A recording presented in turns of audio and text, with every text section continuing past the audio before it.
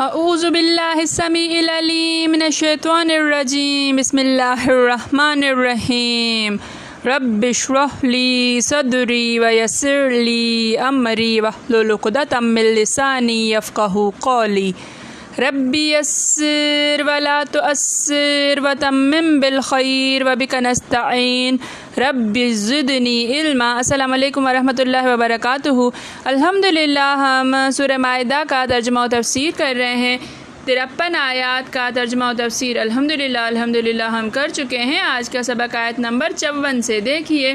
اعوذ باللہ من الشیطان الرجیم یا ایھا الذین آمنوا من یرتد منکم عن دینہ یا ایھا اے الذین وہ لوگ جو آمنو ایمان لائے ہو، اے وہ لوگو جو ایمان لائے ہو، اے ایمان والو، من یرتد من جو یرتد ارتداد سے ہے یہ پھر جائے، مرتد ہو جائے، جو پھرے گا، منکم من سے کم تم میں سے، ان دین ہی ان سے دین ہی اپنے دین سے، فسوف پس سوف ان قریب، یاتی اللہ یاتی لائے گا اللہ بقوم ایک قوم ایک ایسی قوم، یحبہم یحب وہ پسند کرتا ہے، وہ رکھے گا، محبوب رکھتا ہے، ہم انہیں، ویحبونہ اور یحبون وہ محبوب رکھتے ہیں اس کو یعنی اللہ کو، ازلتاً نرم دل ہیں،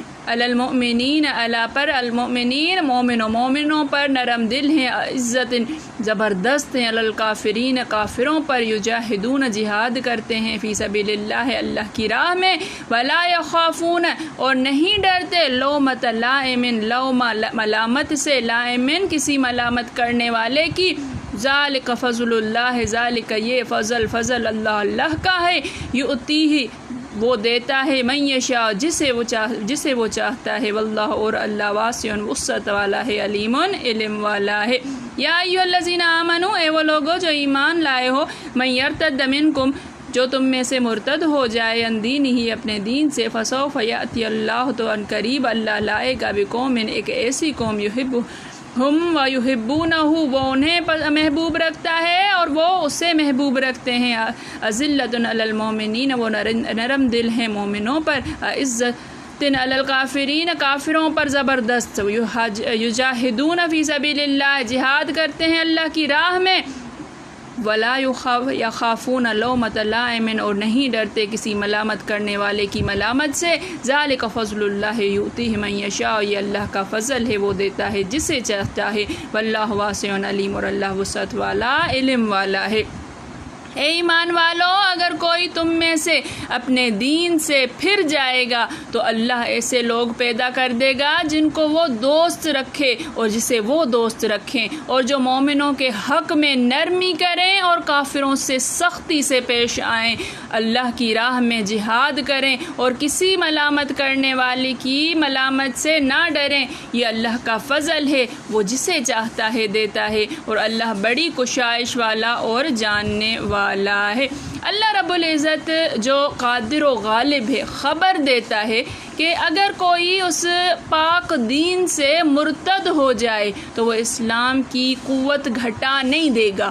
اللہ تعالیٰ ایسے لوگوں کے بدلے ان لوگوں کو اس سچے دین کی خدمت پر مامور کرے گا جو ان سے ہر حیثیت میں اچھے ہوں گے۔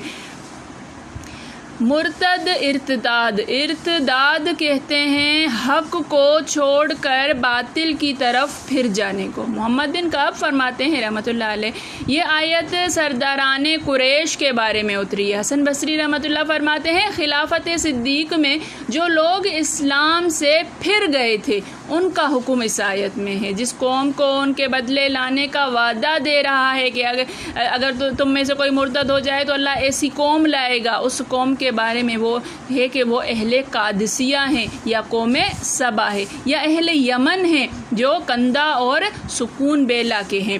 ایک بہت ہی غریب مرفوع حدیث میں بھی یہ پچھلی بات بیان ہوئی ہے۔ ایک روایت میں ہے کہ آپ نے حضرت ابو موسیٰ اشعری کی طرف اشارہ کر کے فرمایا اس کی قوم ہے۔ اب ان کامل ایمان والوں کی صفت بیان ہو رہی ہے کہ یہ اپنے دوستوں یعنی مسلمانوں کے سامنے تو بچھ جانے والے، جھک جانے والے ہوتے ہیں، اور کفار کے مقابلے میں تن جانے والے، ان پر بھاری پڑنے والے اور ان پر تیز ہونے والے ہیں۔ جیسے آیت میں فرمایا اشداء علی الکفار رحماء بینہم، حضور صلی اللہ علیہ وآلہ وسلم کی صفتوں میں ہے کہ آپ خندہ مزاج بھی تھے اور قتال بھی، یعنی دوستوں کے سامنے ہنس مکھ، خندہ رو، اور دشمنان دین کے مقابلے میں سخت اور جنگجو۔ سچے مسلمان راہ حق کے جہاد سے نہ منہ موڑتے ہیں، نہ پیٹھ دکھاتے ہیں، نہ تھکتے ہیں، نہ بزدلی اور آرام طلبی کرتے ہیں، نہ کسی کے مروت میں آتے ہیں، نہ کسی کی ملامت کا خوف کرتے ہیں۔ وہ برابر اطاعت الہی میں، اس کے دشمنوں سے جنگ کرنے میں، بھلائی کا حکم کرنے میں اور برائیوں سے روکنے میں مشغول رہتے ہیں۔ حضرت ابو ذر رضی اللہ تعالیٰ عنہ فرماتے ہیں مجھے میرے خلیل صلی اللہ علیہ وآلہ وسلم نے 7 باتوں کا حکم دیا ہے۔ مسکینوں سے محبت رکھنے کا، ان کے ساتھ بیٹھنے اٹھنے اور دنیاوی امور میں اپنے سے کم درجے کے لوگوں کو دیکھنے اور اپنے سے بڑھے ہوئے کو نہ دیکھنے، صلہ رحمی کرتے رہنے کو، گو دوسرے نہ کرتے ہوں اور کسی سے کچھ بھی نہ مانگنے، حق بات بیان کرنے کا، گو وہ سب کو کڑوی لگے، اور دین کے معاملات میں کسی ملامت کرنے والے کی ملامت سے نہ ڈرنے کا، اور بکثرت لا حول ولا قوت الا باللہ پڑھنے کا، کیونکہ یہ کلمہ عرش کے نیچے کا خزانہ ہے۔ ایک روایت میں ہے میں نے حضور صلی اللہ علیہ وآلہ وسلم سے 5 مرتبہ بیعت کی ہے، اور 7 باتوں کی آپ نے مجھے یاد دہانی کی ہے، اور 7 مرتبہ اپنے اوپر اللہ کو گواہ کرتا ہوں کہ میں اللہ کے دین کے بارے میں کسی بدگو کی مطلق پرواہ نہیں کرتا۔ مجھے بلا کر حضور صلی اللہ علیہ وآلہ وسلم نے فرمایا کیا مجھ سے جنت کے بدلے میں بیعت کرے گا؟ میں نے منظور کر کے ہاتھ بڑھایا تو آپ نے شرط کی کہ کسی سے کچھ بھی نہ مانگنا۔ میں نے کہا بہت اچھا۔ فرمایا اگرچہ کوڑا بھی ہو، یعنی اگر وہ گر پڑے تو خود سواری سے اتر کر لینا۔ حضور صلی اللہ علیہ وسلم فرماتے ہیں لوگوں کی ہیبت میں آ کر حق گوئی سے نہ رکنا۔ یاد رکھو نہ تو کوئی موت کو قریب کر سکتا ہے، نہ رزق کو دور کر سکتا ہے۔ ملاحظہ ہو امام احمد کی مسند۔ فرماتے ہیں خلاف شرع امر دیکھ کر سن کر اپنے تئیں کمزور جان کر خاموش نہ ہو جانا، ورنہ اللہ کے ہاں اس کی باز پرس ہوگی۔ اس وقت انسان جواب دے گا کہ میں لوگوں کے ڈر سے چپکا ہو گیا تھا۔ جناب باری تعالیٰ فرمائے گا میں اس کا زیادہ حقدار تھا کہ تو مجھ سے ڈرتا۔ فرماتے ہیں اللہ تعالیٰ اپنے بندے سے قیامت کے دن ایک سوال یہ بھی کرے گا کہ تو نے لوگوں کو خلاف شرع کام کرتے دیکھ کر اس سے روکا کیوں نہیں؟ پھر اللہ تعالیٰ خود ہی اسے جواب سمجھائے گا اور یہ کہے گا پروردگار میں نے تجھ پر بھروسہ کیا اور لوگوں سے ڈرا۔ ایک اور حدیث صحیح حدیث میں ہے کہ مومن کو نہ چاہیے کہ اپنے تئیں ذلت میں ڈالے۔ صحابہ نے پوچھا یہ کس طرح؟ فرمایا ان بلاؤں کو اپنے اوپر لے لے جن کی برداشت کی طاقت نہ ہو۔ پھر فرمایا اللہ کا فضل ہے جس سے چاہے دے، یعنی کمال ایمان کی یہ صفتیں خاص اللہ کا عطیہ ہیں، اس کی طرف سے ان کی توفیق ہوتی ہے۔ اس کا فضل بہت ہی وسیع اور کامل علم والا ہے، خوب جانتا ہے کہ اسے بہت بڑی نعمت کا مستحق کون ہے۔